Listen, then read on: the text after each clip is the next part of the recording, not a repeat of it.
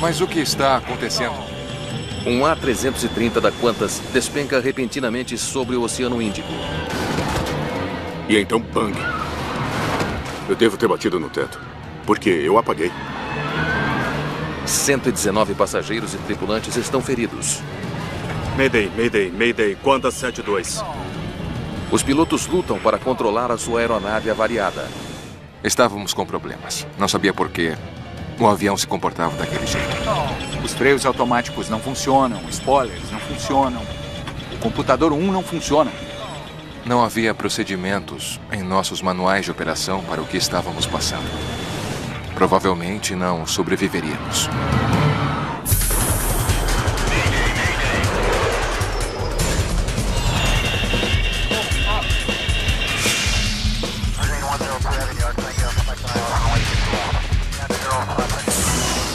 Mayday.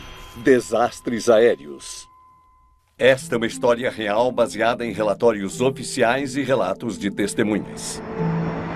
Queda livre. O voo 72 da Qantas Airways voa acima do Oceano Índico a caminho da Austrália Ocidental. 7 de outubro de 2008. Aqui estou eu, o seu sommelier no céu. Como está? Tudo bem? Na parte traseira do avião, o comissário de bordo Fuzzy Mayava está terminando o serviço de refeições. Eu queria viajar pelo mundo de graça. Eu queria ver os pontos turísticos e as grandes cidades. Então eu pensei, bem, o único jeito de fazer isso é me tornar um comissário de bordo. Olha, este é o meu favorito. Eu apenas gostava de fazer aquilo. Eu só queria estar em público e mostrar o meu talento. E apenas fazer as pessoas sorrirem e serem felizes. Meninas? Hoje, Fuzzy foi encarregado de ficar de olho em duas jovens irmãs viajando sem os pais. Eu recebi uma ligação do meu gerente. Ele disse, olha Fuzzy, eu vou deixar essas meninas adoráveis aos seus cuidados. Você poderia cuidar delas porque você é pai e será avô. E para as minhas convidadas especiais, o meu melhor suco. Agora não se esqueçam, garotas, mantenham os cintos afivelados, tudo bem? Ok. Eu expliquei a elas que você deve manter o cinto de segurança sempre afivelado, a não ser que você queira ir ao banheiro.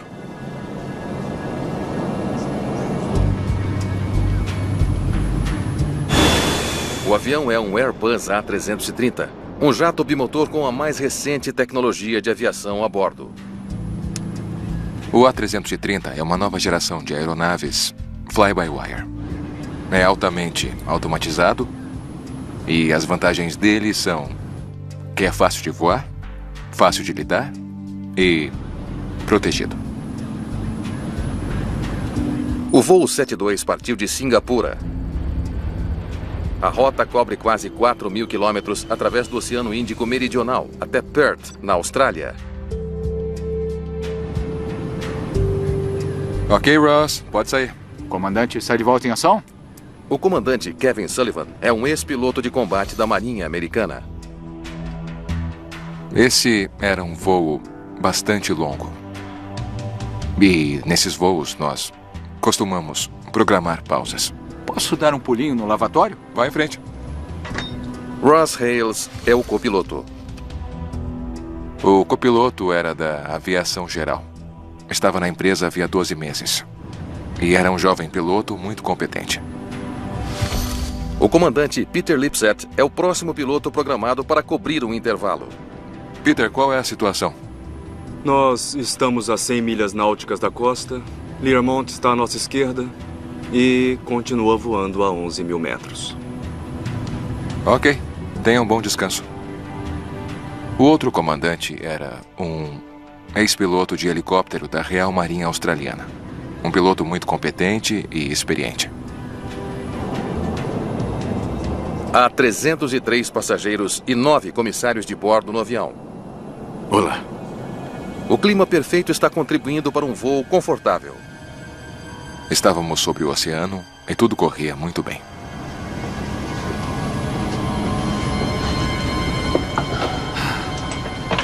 Alguma mudança? Altitude e velocidade no ar estão as mesmas. Tudo tranquilo. Não me diga que eu azarei a gente. O comandante percebe que seu piloto automático não está mais acionado. O piloto automático 1 se desconectou e era eu que estava pilotando. Foi meio chato, mas nós temos 2 sistemas. Acionando o piloto automático 2. Eu acionei o piloto automático 2 e assim que fiz isso, começamos a receber avisos de excesso de velocidade e de stall. O ECAN está mostrando muitos erros. Aviso de excesso de velocidade? Como podemos estar em stall e excesso de velocidade ao mesmo tempo? Não podemos. Na cabine, não há sinais de problemas. Mas uma lista crescente de erros e alertas está enchendo a tela da cabine de comando dos pilotos. Falha no nave IR-1. Isso não está certo. Eles não entendem o porquê. Temos velocidade não confiável, desconectando o piloto automático. Essa é a primeira fase da lista de verificação de memória de velocidade não confiável. Desligar o piloto automático.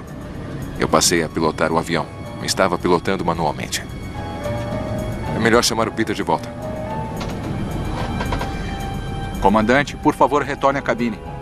O meu primeiro pensamento foi: preciso de todos aqui. Aquela seria uma situação complexa para resolver. E eu queria o comandante Peter na cabine de comando para nos ajudar. O comissário de bordo, Fuzzy Maiava, finalmente tem um momento para comer alguma coisa. Eu fui lá para trás e coloquei minha refeição no forno para aquecer. Ei, Fuzz, onde está o meu vinho? Ah, o vinho sempre cai bem. Você deve saber onde está, pode se servir. Obrigado. Diane e Peter são um casal que trabalha para Qantas. Hoje, eles estão de folga. Eles estavam comemorando, porque estavam de férias. E eu estava olhando para o meu forno, porque eu estava faminto. E estava focado na comida. E então eu olhei diretamente para o timer. 13 segundos. 13 segundos era o que estava marcando. Só o que eu pude ver foi o chão, desaparecendo, longe dos meus pés. A gente estava subindo. De repente, os passageiros são puxados de seus assentos pela força da gravidade.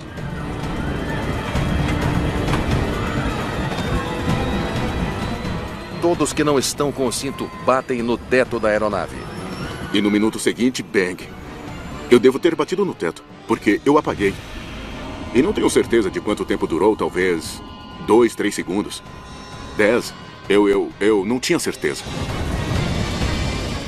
A força G foi suficiente, mesmo com o nosso cinto de 3 pontos, para nos levantar dos assentos. E nos empurrar para frente também. Isso desorienta você. O voo 72 está em uma perigosíssima queda livre. O comandante Sullivan agarra o controle para tentar nivelar o avião. Mas a aeronave não responde. Eu puxei o manche e nada aconteceu. Comecei a pensar, ok? Eu não estou no controle deste avião. Eu praticamente tive que me segurar com a mão direita enquanto eu puxava o controle com a esquerda. O comandante solta o controle com o avião ainda acelerando para baixo.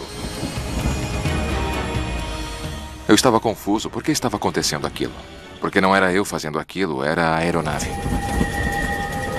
Então ele tenta novamente. E dessa vez, o controle responde. O avião começa a se nivelar.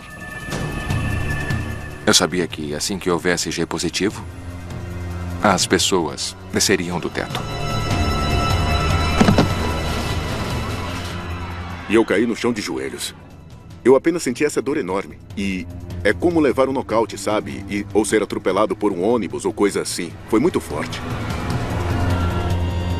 Mas o que foi isso? É o PRIM. O comandante Sullivan sabe que seu computador de voo principal ficou descontrolado. O computador de controle principal é o cérebro do avião. Ele move os controles para o piloto. Atenção, passageiros. aqui é a cabine de comando. Todos os passageiros e tripulantes devem se sentar e afivelar os cintos de segurança imediatamente. Fuzzy está gravemente ferido. Ele teme que seus amigos Diane e Peter possam estar em situação ainda pior. Quando recobrei a consciência, eu vi a Diana e o Peter no chão. E o Peter, foi inevitável ver o sangue escorrendo da cabeça dele. As máscaras de oxigênio estavam penduradas, sabe? Elas estavam balançando. E eu pensei, aconteceu alguma coisa está errada, está muito, muito errada. Falha do nave R1. Resolvida. Próximo. Falha do Prim 3. Os pilotos lutam para resolver a cascata de alertas na tela. Mais uma falha do nave R1. Mas o que está acontecendo? Nós não conseguimos levantar o Peter. Ele recobrava a consciência e desmaiava de novo. E então ele meio que conseguiu colocar a mão no corrimão. E então aconteceu de novo. Eu me lembro daquela asa grande e gorda, rugindo através da massa de ar. Mais uma vez, acionei o controle e fui bloqueado. E mais uma vez, temos que nos segurar por causa da força. E claro, ao ver o Oceano Índico, houve um flash na minha consciência para dizer: você vai acabar lá hoje?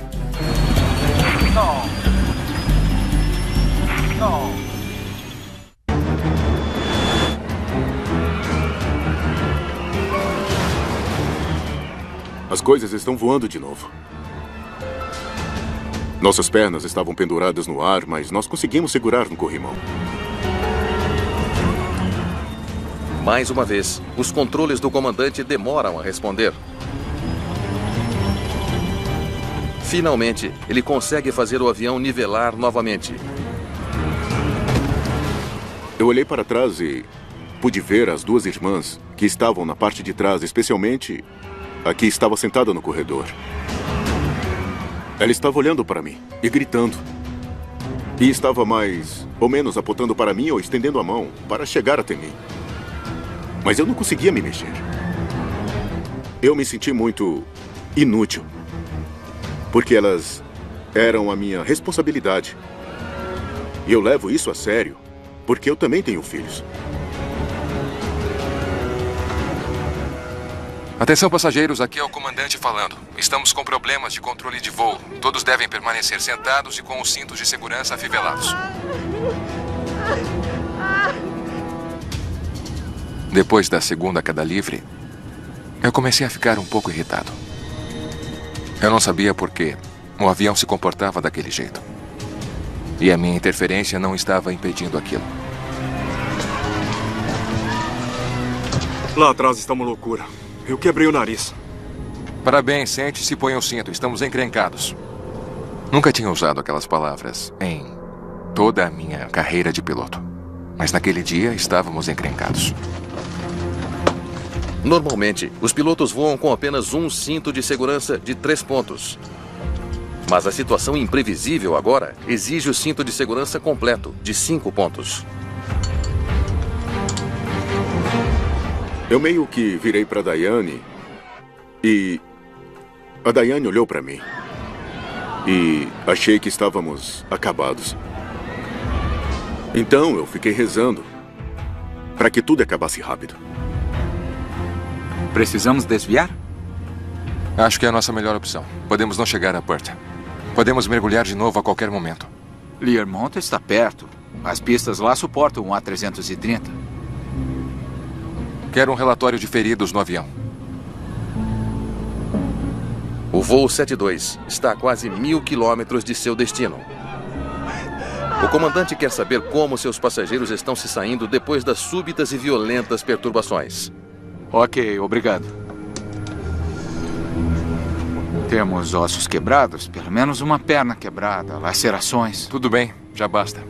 Vamos declarar um Mayday.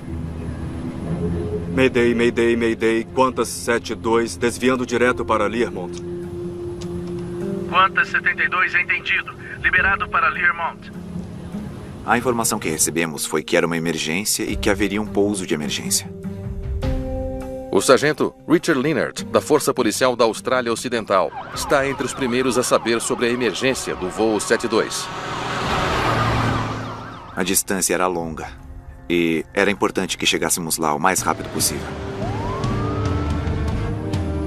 Puxe o diagrama de Piermont e nos dê um briefing de aproximação. Aqui é o comandante falando. Estamos cientes dos ferimentos e estamos nos desviando para Learmont, onde o atendimento médico estará esperando. E eu pensei comigo mesmo. Ok. A cabine deu notícias. Nós temos um plano de ação. Então temos tempo para nos preparar. Mas a Diane é uma mulher incrível. Forte. Focada. Sabe aquela força extra que você não sabe que tem? Essa força era a Diane. Preciso da aproximação para Learmont. Eu estou tentando, mas o computador não me deixa acessar nada. Tentamos acessar a nossa navegação. Os computadores não estavam cooperando. Ok? Ótimo. Faremos uma aproximação visual e final a 10 milhas. À medida que os pilotos se preparam para uma aproximação incerta em Learmont, os socorristas se preparam para o possível desastre que está por vir. E quando cheguei ao local, alguns dos médicos já haviam chegado. Enfermeiros dos hospitais estavam se unindo com os voluntários das ambulâncias. Então sabíamos que era uma emergência mesmo. Os freios automáticos não funcionam, spoilers não funcionam. O computador 1 não funciona. Com tantas mensagens de erro, os pilotos não sabem em quais sistemas podem confiar durante a tentativa de pouso. Naquela altura eu pensava, ok, o que está funcionando? Eu ainda estou voando. Ainda tínhamos motores. E isso era bom o bastante, pelo menos para chegarmos em Learmont. Não temos muita coisa, mas temos motores. Alguma pergunta? Parece que eu escolhi um dia ruim para desistir de cheirar cola. Era uma fala do filme Apertem os cintos. O piloto sumiu. Aquilo reduziu o nível de estresse. Vai ficar tudo bem, tudo bem. O voo 72 da Qantas inicia sua aproximação final para Learmont. Sullivan só pode torcer para que seu avião responda adequadamente e não caia novamente. Era a minha maior ameaça. Estávamos em um avião muito degradado. Ainda recebíamos avisos de stall e excesso de velocidade. E então começamos a receber as advertências do sistema de alerta geral. Não havia procedimentos em nossos manuais de operação para o que estávamos passando. E tivemos que coletar mais informações para ver exatamente o que mais não estava funcionando. Flaps 2? A 3.300 metros, o comandante faz uma verificação de controle para determinar se pelo menos os seus flaps estão funcionando. Estendemos os flaps para a posição 2. Diminuímos a velocidade até a velocidade limite de flaps 2.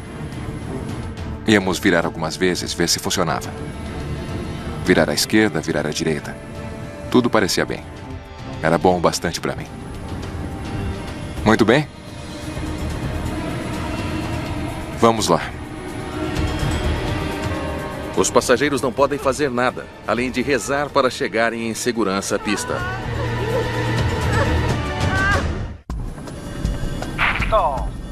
Para os pilotos do voo 72 da Qantas, as tensões aumentam à medida que trazem seu A330 avariado para um pouso de emergência. A altitude estava diminuindo. A expectativa estava aumentando. Foi um período bastante tenso porque estávamos nos aproximando de um ponto em que qualquer resposta do piloto a uma queda livre não teria efeito nenhum. Se algo acontecesse perto do chão, nós provavelmente não sobreviveríamos. O ex-piloto de caça decide que a situação exige uma técnica extrema. Aqui vamos nós. Algo que ele aprendeu na Marinha. Nós temos uma manobra a qual chamamos pouso de preventivo. É uma aproximação de alta energia e alta taxa de descida. O A330 não tem mais altitude suficiente para se recuperar de um mergulho na velocidade normal de pouso. Mas uma velocidade maior pode gerar sustentação suficiente para se recuperar se o problema ocorrer novamente. Se eu tenho energia na forma de velocidade, tenho o potencial de manobrar para levantar o nariz acima do horizonte antes que o avião mergulhe de novo. A manobra militar rapidamente os leva para perto da pista. Baixar o trem. Baixando o trem. Flaps 3. A pista é longa o suficiente para um A330 em perfeito estado de funcionamento. Mas com tantos sistemas avariados, o voo 72 poderá parar a tempo? A automação foi nosso pior inimigo naquele dia. Estávamos tentando administrar aquele grau de distração. O que era real, o que não era real.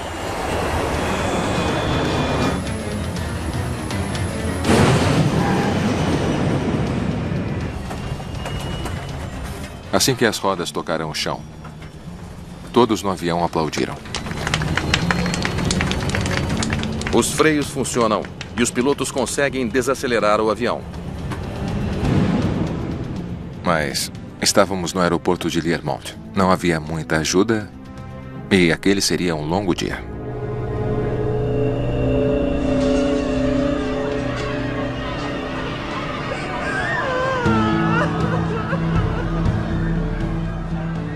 As portas foram escancaradas. Foram os socorristas. Quando eu entrei no avião na parte traseira, ficou bem claro onde ocorreu o trauma mais significativo. Ao ver painéis desalojados, os curativos ensanguentados, meu coração começou a se partir. E se partiu naquele dia. A minha lembrança mais pungente daquele dia tem que ser as duas irmãs. Eu fiquei muito feliz por elas estarem bem, que elas não sofreram ferimento algum. Eu podia me orgulhar daquele dia e dizer a mim mesmo: Fuzzy, fez o seu trabalho.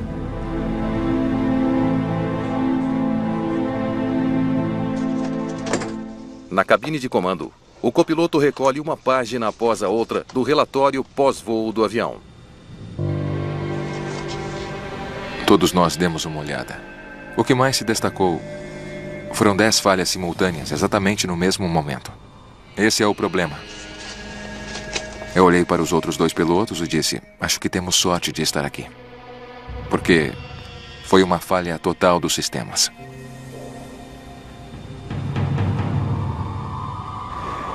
Socorristas tiram os passageiros feridos do avião. Surpreendentemente, todos sobrevivem. Mas muitos estão gravemente feridos, incluindo Fuzzy. Tem sido muito difícil desde o acidente. Eu vivo entrando e saindo de hospitais. Fuzzy sofreu ferimentos na cabeça, joelhos, costas e ombro. A dor física e as cicatrizes emocionais do acidente perduram. Quando a dor vem, ela sempre aciona as lembranças e os pesadelos. A dor que sinto todos os dias, eu não desejo a ninguém. Investigadores do Departamento Australiano de Segurança dos Transportes, o ATSB, chegam a Learmonth. Na cabine havia muitos danos, principalmente nos painéis do teto e nas luminárias do teto. Dava para ver que as pessoas realmente bateram no teto, e isso resultaria em ferimentos graves.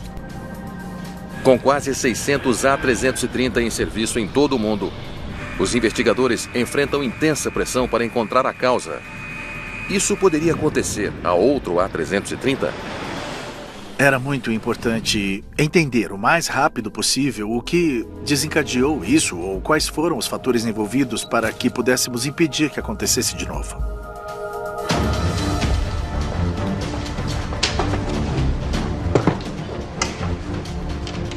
Vamos ligar essa coisa e ver se podemos baixar alguns dados. Os investigadores esperam que os dados do gravador de acesso rápido do avião possam esclarecer o que deu errado. Eles se concentram no sistema de controle fly-by-wire.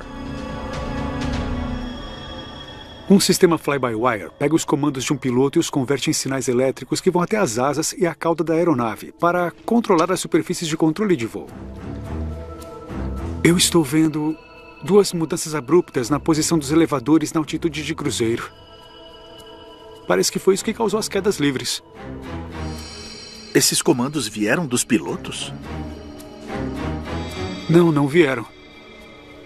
Estranho. Falha do nave R1.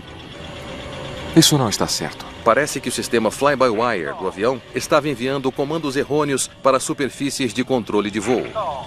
O que está acontecendo? Confusos com a descoberta, os investigadores testam o sistema. Precisávamos examinar os elevadores e os próprios servomecanismos. Pronto, vamos mover os elevadores e ver como eles respondem. Entendido. Movendo os elevadores para baixo.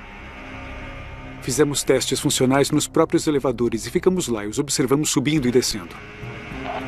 Movendo os elevadores para cima. Ok, já deu. Tudo funcionando aqui atrás. O teste não revela problemas com os controles de voo.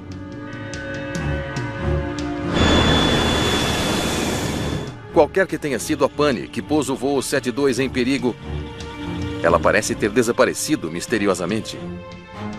Muito prazer. O prazer é meu. Olá. Os investigadores precisam ouvir a história dos pilotos. O senhor foi incrível. Agradeço os elogios, mas para ser franco, só quero saber o que aconteceu. Estamos trabalhando nisso. Nós repassamos por tudo que eles lembravam e qualquer coisa em comum no período anterior. Descreva como estava o voo até as quedas livres, qualquer coisa que possa ter causado aqueles movimentos erráticos. Tudo estava perfeitamente normal, desde Singapura até a maior parte da travessia do oceano. Ficamos totalmente surpresos. Eles tinham uma boa lembrança, mas não tinham explicações sobre por que aquilo aconteceu. E o senhor recebeu muitos alertas? Ah, sim. Recebi alguns. Podem dar uma olhada. É como se o avião tivesse uma mente própria. O relatório pós-voo do A330 registra todos os alertas e avisos que estavam afetando o avião. No relatório pós-voo, havia uma grande lista de avisos diferentes. Ponha na tela, por favor. Alguns deles pareciam ser de sistemas que não tinham nada a ver uns com os outros e inicialmente suscitaram mais perguntas do que respostas. Procurando por qualquer coisa que possa conectar os vários alertas. A primeira pergunta que você faz é qual é o elemento comum a todos eles. Todos estes erros estão conectados ao ADIRO 1. O ADIRO, ou Unidade de Referência Inercial de Dados Aéreos, transmite informações importantes aos computadores de voo sobre o ambiente fora do avião.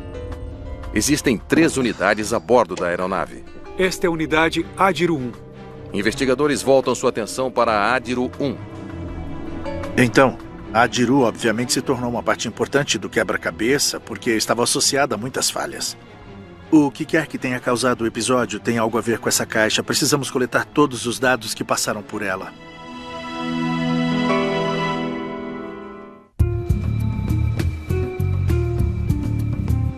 Os investigadores precisam encontrar todos os dados que puderem sobre o desempenho do voo 72 durante o seu súbito problema. Eles se voltam para o gravador de dados do voo, onde centenas de parâmetros são armazenados. Olha só isso. Eu nunca vi nada assim. Eles descobrem algo altamente incomum. Estas são flutuações de ângulo de ataque absurdas vindas do AOA-1. Ângulo de ataque, ou AOA, é o ângulo da asa do avião em relação ao fluxo de ar.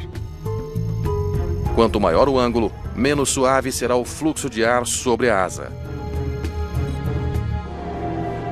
E se o ângulo de ataque da aeronave ficar muito alto, a aeronave pode entrar em stall. Então é um parâmetro muito importante. De mais de 50 graus com o nariz para cima, ele volta a nivelar. E então 50 graus negativos. Não é isso que os pilotos descreveram. Podem dar uma olhada. É como se o avião tivesse uma mente própria. Drummond sabe que a equipe descreveu que o avião baixou o nariz 2 vezes. Eles nunca disseram que o nariz subiu. O que dizem as leituras do elevador? 10 graus com o nariz para baixo. Ele verifica outras leituras do gravador de dados que registram a inclinação do avião. Esses dados também confirmam o que a tripulação relatou. Deixa eu ver o ângulo de ataque de novo. A partir das informações do gravador de dados de voo, podemos ver que os elevadores se moveram de modo a baixar o nariz do avião, em cerca de 10 graus. Foi uma taxa de mudança abrupta. O avião não inclinou para cima. Não há como esses dados do AOA estarem corretos. Os investigadores estão convencidos de que os dados bizarros do ângulo de ataque devem ser um defeito. Isso os leva a uma pergunta intrigante. O que dados defeituosos como este provocarão em um A330? Não tenho certeza, mas aposto que nada de bom. Vamos perguntar à Airbus. Uma vez que soubemos que o Ágiro estava emitindo dados espúrios, tivemos que mergulhar ainda mais fundo para entender o que estava acontecendo. Se o avião pensasse que estava em uma condição perigosa de stall, as proteções entrariam em ação. Ao se reunirem com o engenheiro da Airbus, os investigadores aprendem sobre as medidas de segurança incorporadas ao A330. Conhecidas como modos de proteção, elas impedem que os pilotos ponham o avião em uma inclinação perigosa. Os modos de proteção estão lá para manter a aeronave em seu envelope de voo, independente do que o piloto tente fazer para exceder aquele envelope de voo. E então o computador assumiria e comandaria essas duas inclinações para baixo. Como isso pareceria se o avião não estivesse inclinado para cima? Os investigadores descobrem que no voo partindo de Singapura, 2 proteções desnecessárias foram acionadas ao mesmo tempo. Falha do nave R1. Isso não está certo. Parece que o computador achou que o avião estava se inclinando para cima e perigosamente perto de entrar em stall. Mas o que está acontecendo? Quando a proteção contra o stall foi ativada, o computador do A330 comandou a primeira proteção, que é empurrar o nariz para baixo em 4 graus. Ao mesmo tempo, uma proteção contra a arremetida fez com que o nariz baixasse 6 graus. Juntos são 10 graus. É o movimento dos elevadores do voo 72. Foi estabelecido que os dados incorretos do ângulo de ataque foram para os computadores de controle de voo da aeronave e dispararam as proteções do ângulo de ataque, que essencialmente levaram a aeronave a inclinar para baixo. Estabelecer uma ligação entre dados defeituosos e o abalo súbito do voo 72 já é um avanço. Mas o mistério do que houve a bordo do voo 72 da Qantas está longe de estar solucionado. A realidade sombria é que enterrado profundamente no software de todos os A330 está um erro que pode levar o avião a fazer um mergulho súbito. E agora, identificar a causa da falha... Alô? Tornou-se ainda mais urgente. Ok. Obrigado. Era a Qantas. Outro A330 teve a mesma falha da Ágiro. Investigadores do ATSB coletam informações sobre outro voo que sofreu a mesma falha de sistema que o voo 72 da Qantas. Isso é um alívio. Obrigado pela informação. Os pilotos tinham ouvido falar do voo 72. Quando a Ágiro deles deu pane, eles desligaram os computadores imediatamente e eles não mergulharam. Dê uma olhada. Quando eles pesquisam os registros de voo do A330 em todo o mundo, encontram outro incidente assustador. Nós identificamos outro evento com a mesma Ágiro alguns anos antes, o que foi muito semelhante com a Ágiro fornecendo todas aquelas informações errôneas, alertas errôneos para a tripulação da cabine. Então isso já aconteceu 3 vezes. Com 3 eventos nessas Ágirus, isso se torna preocupante. Até que ponto poderiam haver mais eventos? O quanto esse sistema poderia ser vulnerável?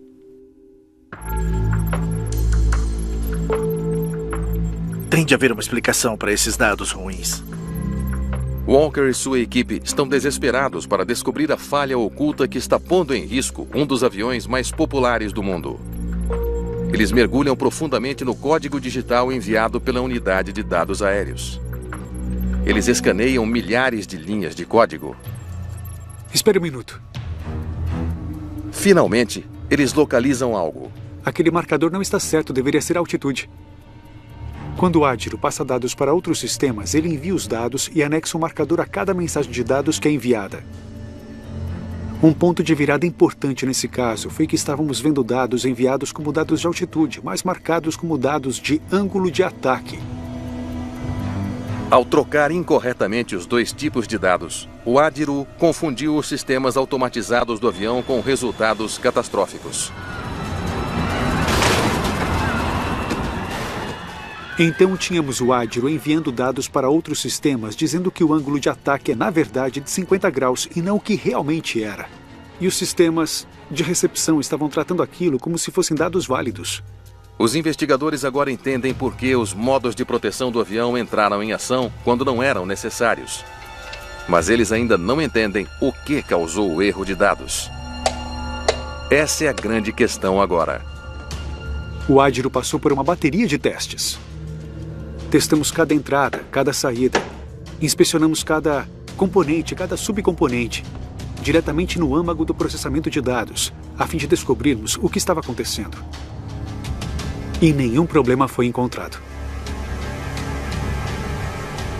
Em sua busca pela resposta, eles se perguntam se as condições ambientais a bordo da aeronave poderiam ter causado a pane da unidade. Eles a submetem a um teste de fadiga de componentes. Parece que encaixou. Vamos ligar. Todo equipamento de aeronaves é projetado para suportar determinadas condições ambientais, entre elas temperatura e também vibração. Eles aumentam a temperatura interna da unidade, envolvendo-a em uma manta de calor. Submetemos a unidade a um teste de fadiga altamente acelerado, no qual ela foi submetida a uma alta carga de CPU por um longo período de tempo, sob uma manta de calor. E nada aconteceu. Os testes de laboratório não resultam em nada. Não encontramos nada fisicamente errado com a unidade que explicasse o que vimos. Isso foi um pouco frustrante. Sem provas de qualquer pane interna, os investigadores agora questionam se fatores externos à aeronave poderiam ter influído. Então isto vai irradiar frequências comuns, como transmissões de rádio, sinais sem fio? Isso mesmo. Drummond e sua equipe agora consideram os efeitos potenciais da radiação eletromagnética. A radiação eletromagnética pode vir de várias fontes. Pode vir de fontes externas, como radares ou transmissores de rádio. E podemos eliminar todas elas fazendo os mesmos tipos de testes. Nós irradiamos as unidades com radiação eletromagnética. E elas passaram com nota máxima. É outro caminho sem resposta. Os investigadores estão perdidos. Mas o que está acontecendo? Eles ainda não conseguem explicar a pane assustadora.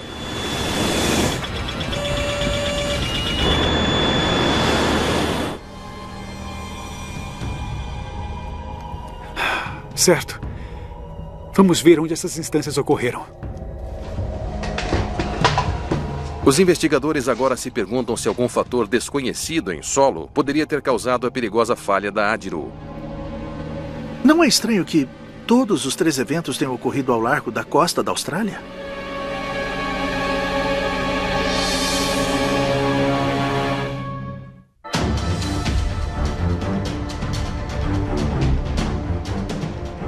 Os investigadores australianos continuam a sua busca pela causa de um defeito misterioso e potencialmente fatal, que feriu 119 passageiros e tripulantes a bordo do voo 72 da Qantas.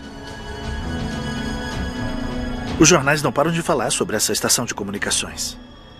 O quê? Aquela base naval nos arredores de Learmonth? Sim. Talvez seja isso que interferiu com o avião. Deveríamos fazer um teste. Sim. Com a mídia especulando sobre uma estação de comunicações perto de Learmonth, a equipe lança o maior teste já feito. Um teste de voo em grande escala do mesmo A330 da Qantas que sofreu uma pane quase fatal. Então pegamos aquela aeronave e voamos naquela área para ver se havia algum problema. Havia equipamento instalado naquela aeronave para medir o ambiente de radiação eletromagnética de lá. Nada ainda. Espera um minuto. Peguem os celulares. Liguem, veja se surge algum efeito. E cada um ligou seu celular e tentou fazer chamadas e todo esse tipo de coisa. Nós só queríamos ver se algum equipamento captaria alguma coisa. E não aconteceu. Nada.